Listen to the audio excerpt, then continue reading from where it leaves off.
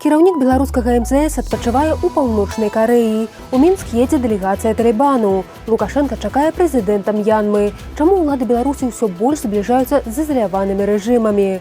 Раскажам, дзе і калі адбудзецца развітанне з Александром Міленкевічам. Нобелеўскага лаўрэата Алеся Бяляцкага абвясцілі ў вышак беларуская і расійская МУЗ. Чым гэта яму пагражае? Міністр адукацыі заявіў, што арганічна не ўспрымае рэпетытараў, але сярод беларусаў іх паслугі надзвычай папулярныя. Як гэта сведчыць пра сістэму адукацыі? Добры дзень, гэта Пік Свабоды. З вами Ганна Ермакович. Мы расказваем пра галоўныя падзеі 19 жніўня і тлумачым, што яны значаць. Пастаўце падабайку, напішыце каментар і падпішыцеся на наш канал. Сталі вядомыя дата і месца пахавання Александра Міленкевіча. Беларускага палітыка пахаваюць 22 жніўня ў Варшаве на вайсковых могілках па-вонскі. Пра гэта паведаміла сям'я Александра. Развітанне пачнецца ад 10 раніцы ў варшаўскім архікатэдральным саборы святога Яна Хрысціцеля. А 12 там адбудзецца пахавальная імша, а 15 пахаванне на павонсках. Александр Міленкевіч памёр 11 жніўня на 80-м годзе жыцця. У 2006 годзе ён быў адзіным кандыдатам ад аб'яднаных дэмакратычных сілаў на прэзідэнцкіх выбарах. Міністр замежных справаў Беларусі Максім Рыжанкоў праводзіць адпачынак у паўночнай Карэі. Пра гэта паведаміў неафіцыйны тэлеграм-канал беларускага МЗС. Паводле каналу Рыжанкоў паехаў у КНДР разам з сям'ёй і знаходзіцца там у гасцях у сяброў. Тым часам у Менск накіроўваецца ўрадавая дэлегацыя з Афганістану, якім з 21 году кіруе ісламісцкі рух Талібан. На запрашэнне афіцыйнага Менску яны возьмуць удзел у пасяджэнні сумеснай беларуска-афганскай камісіі па эканамічным і гандлёвым супрацоўніцтве. А яшчэ на запрашэнне Александра Лукашэнкі Беларусь наведае прэзідэнт М'янмы адразу пасля візіту ў Расею. Чаму беларускія ўлады ўсё больш актыўна развіваюць адносіны з краінамі, якія знаходзяцца ў міжнароднай изаляцыі? Гэтыя візіты і Рыжанкова ў КНДР, і м'янмцаў, і афганцаў у Менск, прынамсі два першыя, гэта працяг візітаў самога Александра Лукашэнкі. Ён у М'янме быў на працягу фактычна паўгода двойчы, у лістападзе 25-го году там быў, і быў сёлета у ліпені. А у КНДР ён быў у сакавіку сёлета. Так што Рыжанкоў у пэўным сэнсе ідзе па слядах Лукашэнкі. Тут можна адзначыць, што, скажем, ад кантактаў са Злучанымі Штатамі так выглядае, Рыжанкова так крыху адхілілі, там ёсць свой дыпламат Тэртэль у пагонах. Ну, а Рыжанкову застаецца Азія, застаецца КНДР, застаецца М'янма. Я думаю, што адзін з матываў гэтага павароту гэта тое, што дзесьці ж трэба зарабляць. Усе гэтыя краіны пералічаныя, яны самі па сабе, конечно, бедныя, і шмат з іх не атрымаеш, але, як той казаў, курачка па зерню дзяўбе. Акрамя таго, ёсць і нейкія геапалітычныя разлікі, зразумела, Еўропа нас не хоча, Захад не хоча, будзем камунікаваць з паўднем.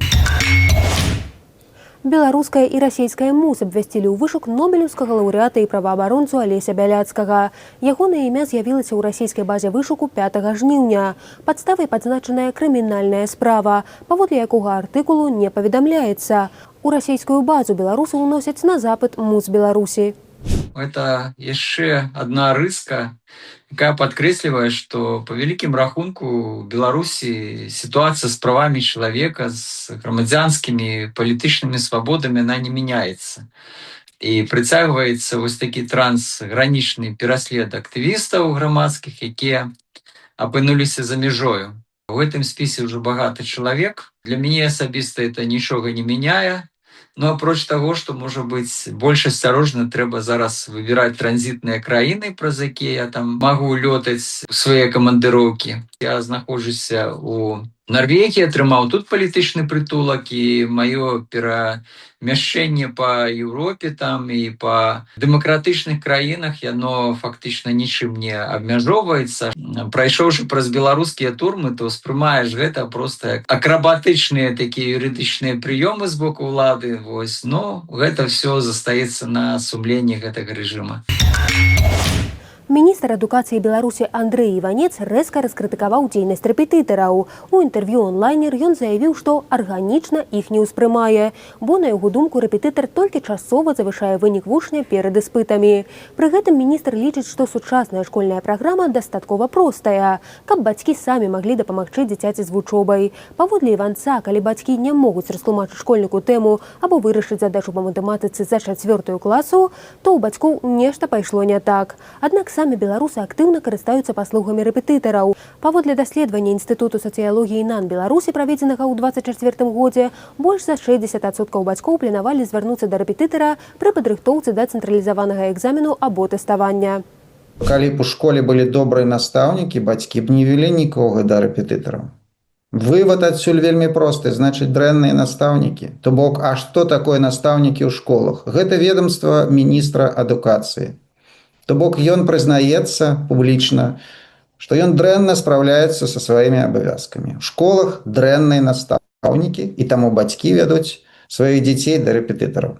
Гэта апошні ніша прыватнага сектара. Яны палохаюцца, што там менавіта, калі рэпетытары даюць нейкія веды, яны могуць бескантрольна нешта такое сказаць, што можа выйсці з-пад кантролю дзяржавы. І гэта, канешне, скразіць скрозь усе словы Іванца, які вось адчувае сабе як чалавек дзяржавы, такі, які татальны кантроль мусіць ажыццяўляць над усімі грамадзянамі.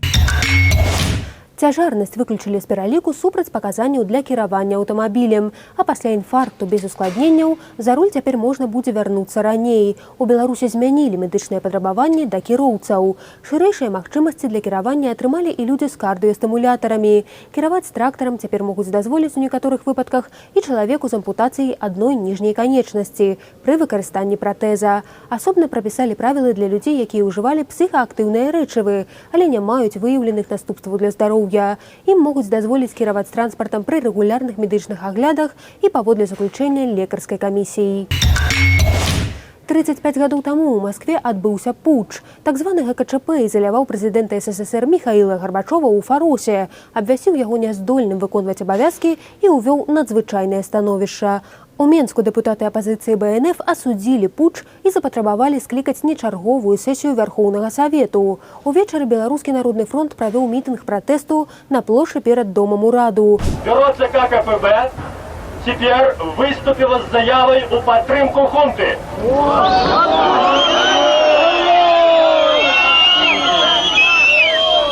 Усе способы у оборону Конституции, у обороны нашего життя, у оборону законов, накіраваныя супроць хунты, справедливые и законные. Мы можем и восставать, и выступать, и мы правы.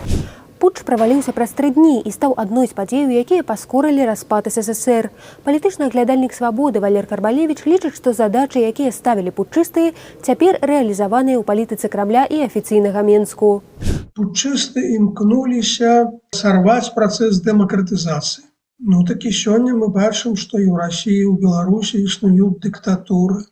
Путчысты імкнуліся захаваць канфрантацыйную палітыку адносна Захаду. Так і сёння мы маем тую самую сітуацыю. Путчысты імкнуліся захаваць кіроўную ролю камуністычнай партыі, імкнуліся захаваць імперію ў выглядзе Савецкага Саюзу. Хоць Савецкі Саюз распаўся, але вось вайна Расіі супраць Украіны – гэта спроба захаваць ці, можа, пашырыць імперію. Гэта ўсё яшчэ працяг, можна сказаць, распаду Савецкага Саюзу. У праекце «Свабоды. Падзеленыя сем'і» мы расказваем, як выдвараныя з Беларусі экспалітвязні жывуць у разлуцы са сваімі роднымі. Прымусова высланыя за мяжу яны спрабуюць аднавіць жыццё ў чужых краінах, адначасова застаючыся бацькамі на адлегласці. Я только посмотрю на фотографии, кругом все, и вечером ложусь, я очень плохо сплю. Я и устаю на работе, прихожу, ложусь, и у меня мысли про свою, про дочку. А она там спит, как она спит. У них нет визы. Ну, как бы они не могут приехать, потому что у них нет визы, и потому что я не могу дать разрешение им на выезд. А я не могу дать разрешение, потому что у меня нет документов.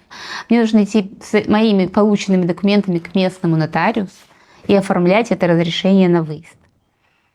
Ну, и приглашение, и разрешение на выезд одновременно. А я этого не могу сделать.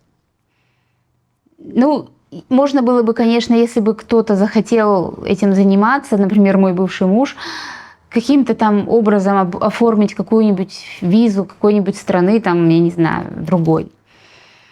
Ну, ему этим заниматься, видимо, не сильно хочется. К сожалению. Потому что это, конечно, просто как будто часть жизни вырвали. Очень тяжело. Цалкам відэа «Свабоды» пра падзеленыя сем'і глядзіце на асноўным YouTube-канале «Свабоды». Гэта былі навіны 19 жніўня. У нас толькі правераная інфармацыя і вартая даверу каментары. З вамі была Ганна Ермакович. Заставайцеся на свабодзе.